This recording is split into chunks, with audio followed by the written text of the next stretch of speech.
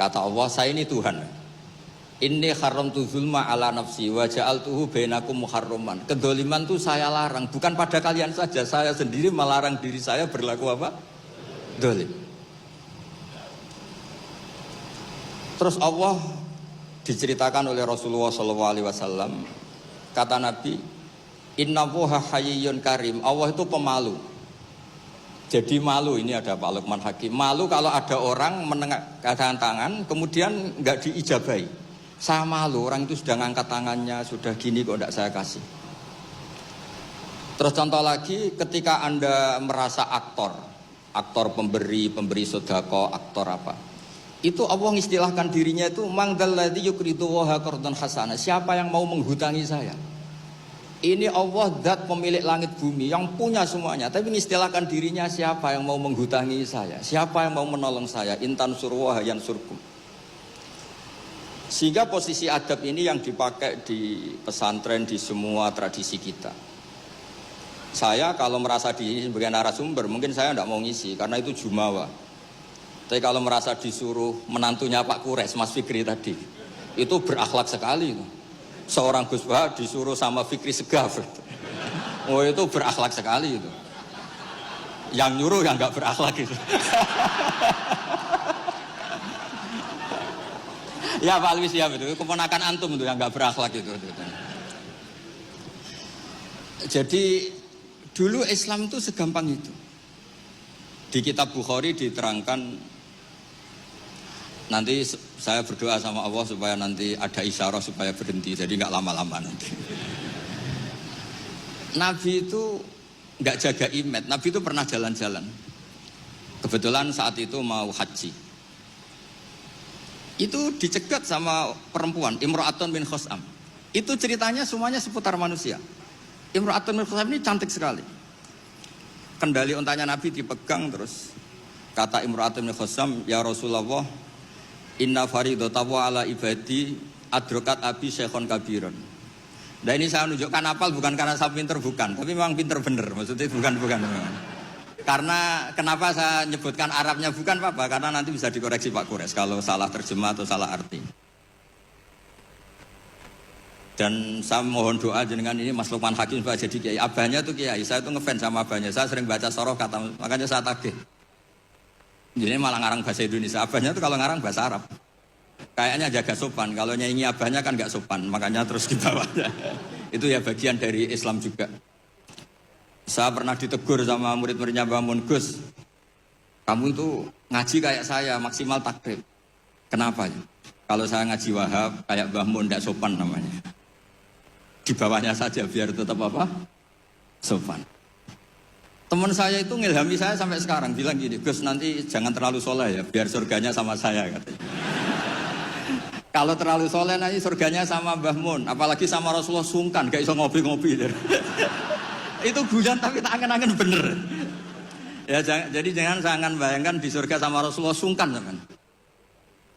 Teman kan sudah capek sholat subuh atau kan ingin nggak subuh. Karena surga. Saman kan mau poligami aja takut istri, nanti kan bidadarinya banyak. Kalau ada Nabi sungkan. Dan nanti sama saya aja di pinggir-pinggir yang enggak. Supaya enggak apa? Tapi kalau amal pas-pasan, kuotanya tidak cukup, langsung neraka. Itu resikonya. Karena pas, sekali nggak cukup, neraka. Makanya kuotanya lebih, tapi surganya yang apa? Biasa aja. Imra'atun bin Khosam itu cantik. Nabi pas itu di unta Ardafa Al-Fadl bin Abbas. Fadl bin Abbas ini sepupunya Nabi. Fadl masih muda, masih ganteng muda. Terus fanadharul Fadl ilaiha wa nadharat ilaihi. Nah ini cerita betapa Nabi sebagai pengajar itu manusiawi sekali. Terus falau wa Rasulullah unukal Fadl. Nabi terus sekarang memalingkan Fadl supaya agak ngelihat perempuan ini, Imra'atun min Khusam. Pas Nabi lawa mungkin agak keras, Abbasnya tersinggung. Lawaita ibna amik, gimana kamu sama sepupu kok gitu? Kata Nabi, ini Fadl melihat Imra'atun min Khusam tadi, gadis dari Khusam. Nah ini supaya sama ngerti, jangan bayangkan Nabi itu terus Orang kalau mau tanya kok di jalan, nggak sopan, nggak berakhlak gitu. Ya biasa aja dijawab. Dijawab ya di jalan itu. Yang tanya juga nggak sowan dulu, nggak, ya di sana. Nah sekarang beberapa ustadz itu kalau ada orang tanya disuruh ke rumah. Ternyata ustadznya masih belajar dulu. Itu nggak urusan sopan, ilmunya nggak cukup. Kalau jawab langsung tuh nggak cukup. Terus dikemas sopan, nggak sopan, tanya di jalan, di rumah. Pertanyaannya kasih dulu, ternyata belajar dulu dia. Oh itu benar-benar ustadz nggak sopan itu. Kan nggak efisien, apa nggak apa? Ini cerita di Sahih Bukhari. Inna faridotawah ala ibadi adrakat abi syekhon kabiran la yastati'u ayasbuta ala rohilah wa fi riwayatin ayastamsika ala rohilah afa ahujju anhu. Bapak saya itu tidak kuat haji dan sekarang haji sudah wajib, ini gimana, apa saya perlu hajikan? Itu awal ada haji niabah, kalau di masyarakat disebut haji amanah. Jadi haji amanah itu tidak nunggu meninggal, orang stroke nggak mungkin haji itu sudah bisa dikajikan apa? Amanah. Saya itu punya teman kurang ajar sekali Pak Kures. Saking kurang ajarnya bapaknya itu hidup. Bapak kamu kajikan plus, mahal kok kaji plus, masih 400 juta. Nunggu meninggal saja kaji amanah 10 juta cukup. Wah kurang ajar betul itu. Sudah gitu masih bilang, malah infonya Gus, kalau orang Madura berani 4 juta katanya. Wah ngawur betul kamu itu.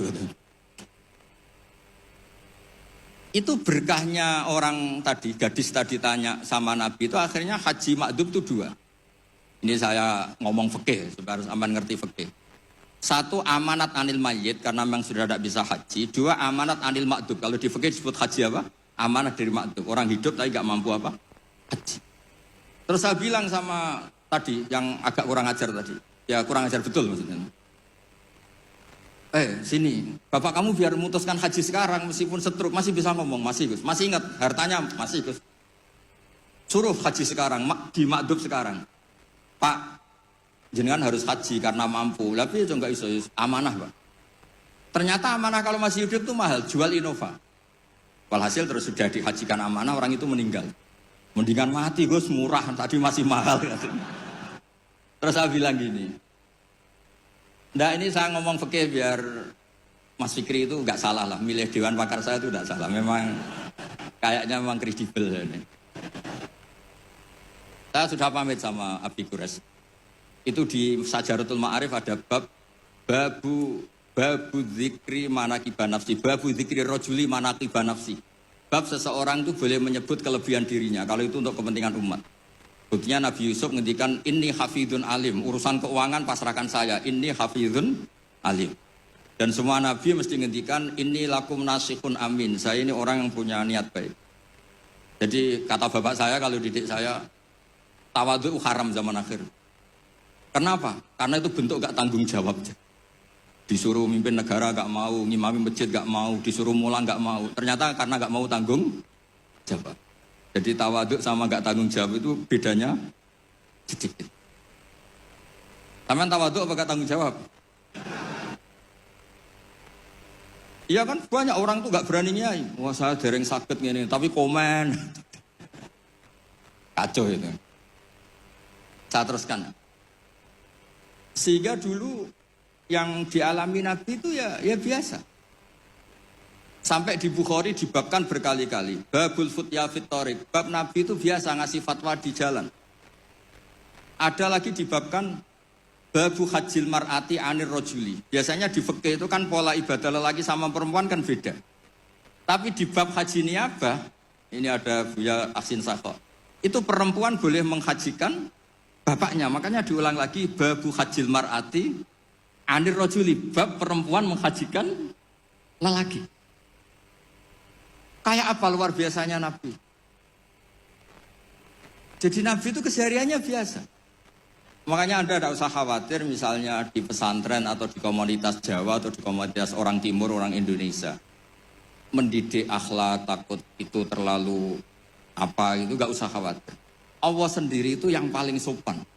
Sampai bilang untuk dirinya sendiri, kataba rabbukum ala nafsihir rahmah. Kataba itu mengharuskan, Allah itu mengharuskan dirinya untuk berbuat kasih sayang. Coba orang diwajib-wajibkan itu kan berat. Kayak sampean tak suruh-suruh itu kan berat. Tapi Allah menyuruh dirinya, aujaba ala nafsih, kataba rabbukum ala nafsihir. Makanya saya kalau baca Quran tuh sering nangis.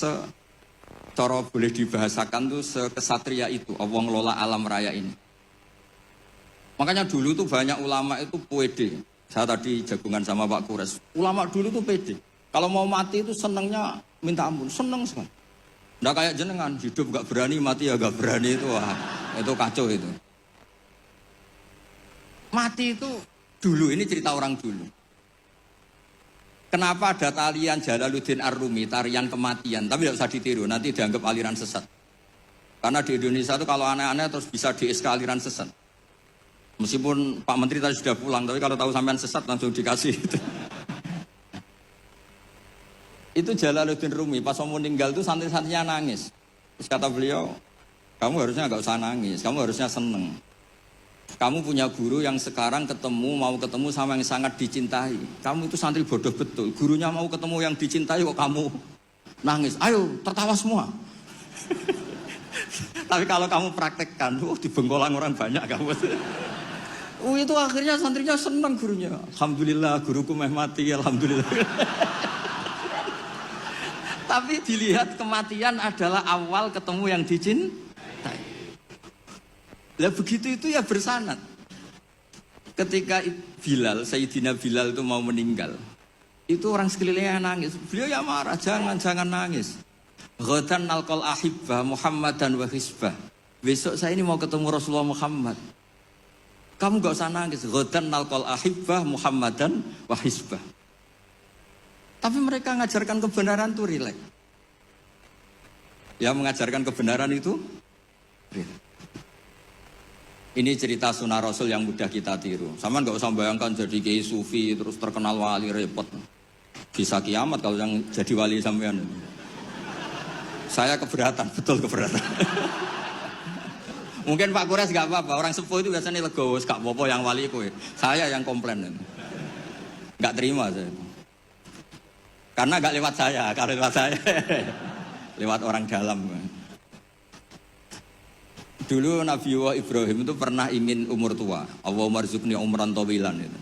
Ini cerita kalau Allah itu ngelola agama ini ya seni, gak terlalu serius. Sama Allah itu gak dijawab. Ada orang sepuh sowan ke Nabi Ibrahim dikasih anggur. Ketika dimakan dikunyah keluar lagi, ngalir lagi. Ketika dikunyah, ngalir lagi keluar. Orangnya sepuh. Nabi Ibrahim langsung masuk kamar. Ya Allah, ini engkau nyindir saya. Hem kena nganti tua, ya senasib pemuniku. Akhirnya, ya Allah, doa tadi enggak jadi. Artinya segampang itu Allah jawab. Pernah Nabi Ibrahim itu didatangi malakul maut. Saya pernah cerita ini. Israel datang ke Ibrahim. Saya disuruh nyabut nyawa kamu. Nabi Ibrahim kan GR. Ya beliau kan Khalilur Rahman, makanya marah dia. Nggak mungkin, Allah nggak menginfo dulu sama saya. Kalau kamu mau cabut saya, kamu ngawur Israel. Makanya kalau kamu bisa ngawurkan Israel itu sanadnya sampai Nabi Ibrahim itu. Kalau berani. Ngawur kamu. Saya nggak dikasih info dulu. Hal ra'aita habiban yumitu habibah. Masa ada kekasih bunuh yang dikasih ini nggak bener, logika kamu nggak bener. Wah Israel kan nggak bisa debat ya, nggak pernah kuliah, nggak pernah munakosah, datang lagi ya, sowan ke Allah, ya Allah, kata Nabi Ibrahim, kata Khaliluka, hal ra'aita habiban yumitu habibah. Masa kekasih bunuh yang dikasihin? Karena Ibrahim gelarnya kan Khalilur Rahman, apa Khalilur Rahman. Terus sama Allah, kamu bilang gini Israel kan nggak bisa mikir. Makanya ada orang itu ngeluh itu, Gus bapak saya pas di sawah kok mati. Gue Israel itu biarin sampai rumah dulu, kenapa? Pas di sawah mati, di pematang sawah itu. Belum mati itu cerita ke saya, Gus Israel itu kasih tahu tuh, masa kan bisa bunuh di rumah kan bisa. Sembrono betul itu. Terus saya bilang, sebetulnya ada, teori itu ada, tapi harus jadi nabi dulu. Masalahnya sekarang nabi sudah apa? Ditutup. Sebetulnya bisa kata saya itu. Terus akhirnya Ibrahim ini Israel dikasih tahu sama Allah. bilang ke Ibrahim, hal ra'aita habiban yakrahu ayyalqa habibah. Dibalik logikanya. Ya Mas Lukman ya, hal ra'aita habiban yakrahu ayyalqa habibah. Masa ada kekasih tidak siap ketemu yang dikasih. Katanya kamu tuh kekasih Allah, masa ketemu tidak berani katanya. Oh, ketika langsung Nabi Ibrahim marhaban, oh ya gitu. Masalahnya Anda tidak kekasih Allah. Makanya jangan mati dulu.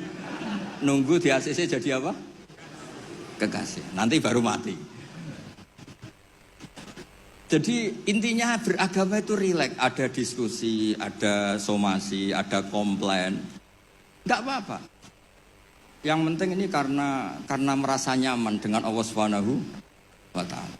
Makanya Nabi itu paling senang sama orang-orang desa itu. Saya ini meskipun banyak baca kitab, tapi sudah memutuskan Islam saya itu gaya Arabi, gaya orang-orang kampung sing badawa-badawa itu enggak priayi lah. Karena yang masuk surga awalan itu yang orang-orang enggak priayi itu. Karena malaikat repot tuh kalau ngadepi orang-orang enggak priayi ini. Saya pernah